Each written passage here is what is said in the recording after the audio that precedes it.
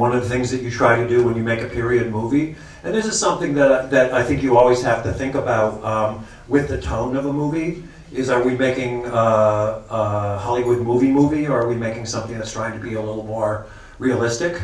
One of the things that you always have to think about is, okay, is this happening before or after Freud? Is this happening before or after the women's movement? Is this happening before or after the civil rights movement? Is this happening before or after slavery? Is this happening before or after capitalism? These things weren't always around, and they're major things in the way that people relate to each other. So some of the there is a formality in the army, but also in people's lives that in 1900, we don't have today. And you try to get that into the dialogue, among other things. Now, Chris Cooper, one of the things that he's playing, and one of the things that I always do with the actors in my movies is write a bio for everybody, and if it's a small character, it's usually a small one. His character is very much based on a real character named Hell-Roaring Jake Smith, who was a colonel on the island of Samar. He was in charge of it.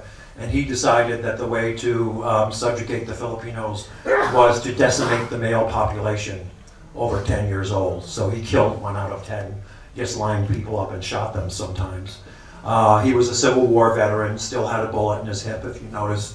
Chris has a pretty good limp there. What I said to, I sat him and Garrett Delahunt, who plays the lieutenant, down, and I said, the big difference between you guys is, you, Chris, have seen thousands and thousands of dead people. You've seen that much carnage. Hanging one guy, innocent or guilty, is no big deal. Whereas the lieutenant may have seen hundreds, maybe less than that, maybe just dozens.